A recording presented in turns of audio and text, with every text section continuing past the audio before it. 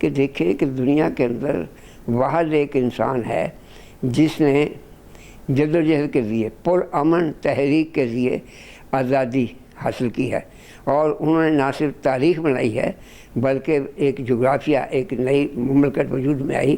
گویا آپ نے کسی جگہ لڑائی کر کے، جنگ کر کے آزادی حاصل نہیں کی۔ السلام علیکم ناظرین، میں ہوں آپ کا میزبان عبدالرحمن۔ ہدف میں آپ سب لوگوں کو خوش آمدید، اور پاکستان میں اور پاکستان سے باہر وہ تمام پاکستانی جو پاکستان کا حصہ ہے ان سب کو 14 اگست ڈھیروں خوشیوں کے ساتھ مبارک ہو، اور اللہ تعالیٰ اس ملک کو اسی طریقے سے آباد، سرسبز و شاداب رکھے۔ تحریک پاکستان کے وہ کارکنان جو قائد اعظم کے شانہ بشانہ کھڑے تھے، ان میں ریاض احمد چودھری بھی موجود تھے۔ آئیے ان سے بات کرتے ہیں۔ میں نے تحریک پاکستان میں بہت سرگرمی سے حصہ لیا۔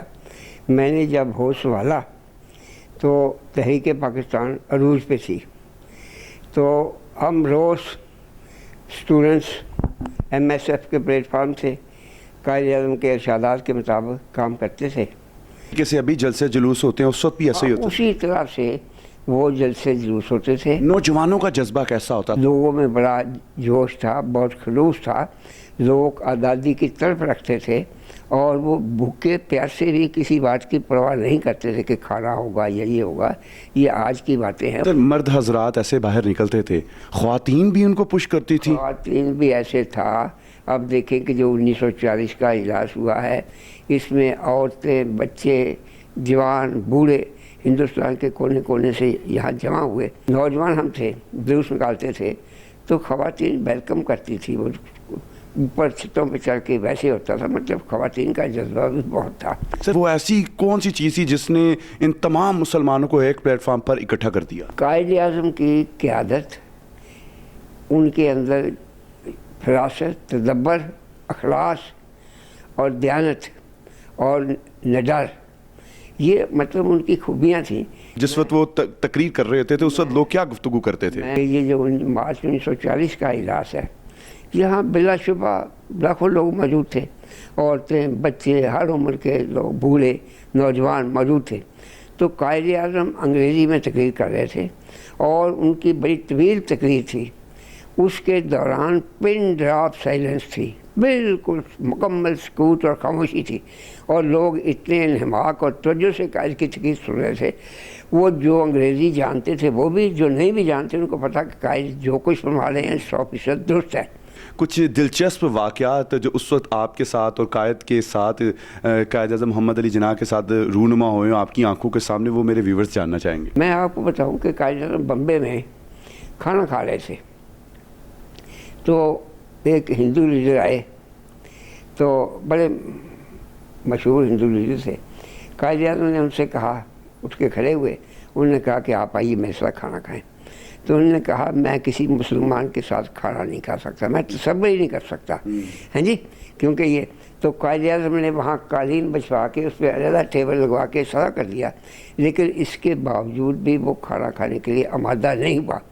کہنے لگے کہ یہ جو آپ نے تیار کروایا یہ ایسا ہوا، مطلب یہ تو یہ بات قائد اعظم نے شیخ عبداللہ کو سمجھائی کہ دیکھو میرے ہاں وہ تشریف لائے تو میں نے ان کو کھانے کی دعوت دی، تو وہ اتنے متعصب تھے کہ انہوں نے کھانا میرے ساتھ کھانا پسند نہیں کیا۔ تو آپ ان ہندوؤں کے ساتھ رہ کے تو کیا حاصل کر سکتے ہیں؟ یہ تو بہت ہی متعصب قوم ہے، یہ آپ کو اپنی سوچ اور فکر میں تبدیلی کرنی چاہیے۔ رات کو قائد اعظم نے وہاں ٹھہرنا تھا، تو جس کمرے میں ان کو قیام کرنا تھا، تو اسٹوڈنٹس نے ایسے مطلب تھوڑا سا اس کو پردے کو ہٹا کے یا شیشے کو کھرچ کے کہ ہم رات کو دیکھ سکیں قائد اعظم کیسے رات گزارتے ہیں۔ تو اب اندازہ کریں کہ ایک ایزی چیئر تھی، اس پہ قائد اعظم بیٹھے تھے، چھوٹی آگے تپائی پڑی ہوئی تھی۔ قائد اعظم سگریٹ نوشی کرتے تھے، سگریٹ سلگاتے تھے، کش نہیں لگا پاتے تھے، ان کی آنچ آتی تھی تو وہ رکھ دیتے، پھر وہ قلم اٹھاتے اور لکھنا شروع کرتے، پھر اس کے بعد وہ سوچتے، پھر اس کے بعد وہ لکھنا شروع کرتے، مطلب ان کے بعد نوٹ بک موجود تھی۔ تو اندازہ فرمائیں کہ قائد اعظم نے ساری رات سوچتے ہوئے اور لکھتے ہوئے گزار دی، سوئے نہیں ہیں، آرام نہیں فرمایا۔ قائد اعظم ایک دن بمبے سے آ رہے تھے دہلی، تو کہیں اخبار میں خبر شائع ہوئی ہوگی، تو دو نوجوان میٹرک کے طالب علم تھے، سخت سردی दिसंबर की, बहुत। तो जब स्टेशन पे गाड़ी खड़ी हुई, छोटा सा स्टेशन है उसे, तो उन्होंने नाक किया कायदे के डब्बे पे। तो कायदे के मुलाजिम ने कहा कि ऐसे ऐसे है। कायदे ने खुद निकले, देखा, तो उन्होंने बच्चों से कहा कि भाई आप कौन लोग हैं? उन्होंने कहा जी हम तालिब इल्म हैं। तो उन्होंने कहा आप किस लिए यहाँ आए? उन्होंने कहा जी कायदे को देखने के लिए आए। तो उन्होंने कहा आपको कैसे पता चला कि कायदे यहाँ आएंगे? उन्होंने कहा जी हमने 2-3 पहले अखबार में पढ़ा था, तो हमने अंदाज़ा लगाया था कि ये ट्रेन करीबन इस वक्त जो है रात के 1:30-2 बजे यहाँ पहुँचेगी, तो लिहाजा हम ये ख्वाहिश लेके कायदे को देखेंगे, हम यहाँ पे आ गए। तो उन्होंने कहा स्टूडेंट से, बच्चों से कि भाई ये बताओ आप कायदे को क्यों पसंद करते, क्यों मिलने के लिए आए? उन्होंने कहा जी वो हिंदुस्तान के मुसलमानों के लीडर हैं, वो हिंदुस्तान के मुसलमानों को आज़ादी दिलाने के लिए काम कर रहे हैं, लिहाजा हमारा इश्तियाक था, हमारा शौक़ था कि हम अपने कायद को देखें। तो उन्होंने कहा कि कायद आज़म क्या चाहते हैं? उन्होंने कहा कायद आज़म मुसलमानों की आज़ाद मुमलकत के क़याम के लिए कोशिश कर रहे हैं। तो ये उन्होंने कहा कि ये आपको कैसे पता चला? उन्होंने कहा हमने बातें सुनी हैं, वो ये है।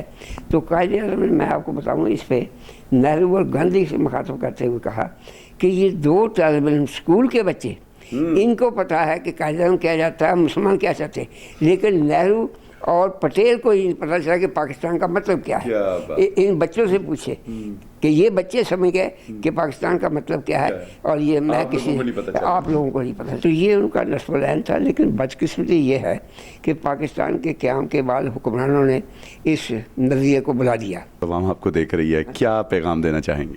कायदे आज़म का इंटरव्यू हुआ तो उन्होंने कहा कि ये आपको कब आया तस्वर? तो कहते हैं कि ये 1930-29 के करीब मुझे ये बशारत हुई है, और मुझे मेरे ज़हन में डाला गया कि आपने हिंदुस्तान के मुसलमानों के लिए काम करना। तो अल्लामा इकबाल को भी ये है, वो फरमाते हैं कि मैं दादा साहब की मस्जिद में तहज़्जुद पढ़ने के लिए जाता था, तो कहने लगे कि वहीं मुझे बशारत हुई कि मैं पाकिस्तान के क़याम के लिए, आज़ाद मुस्लिम रियासत के क़याम के लिए जदोजहद करूँ। इत्तेहाद और तंजीम और ईमान को अपने ईमान का हिस्सा बना लें। इजाज़त दीजिए अपने मेज़बान अब्दुर्रहमान को। खुश रहें, मुस्कुराते रहें। अल्लाह ताला इस मुल्क को इसी तरीके से कायम व दायम रखे। पाकिस्तान जिंदाबाद, पाक फ़ौज पाइंदाबाद।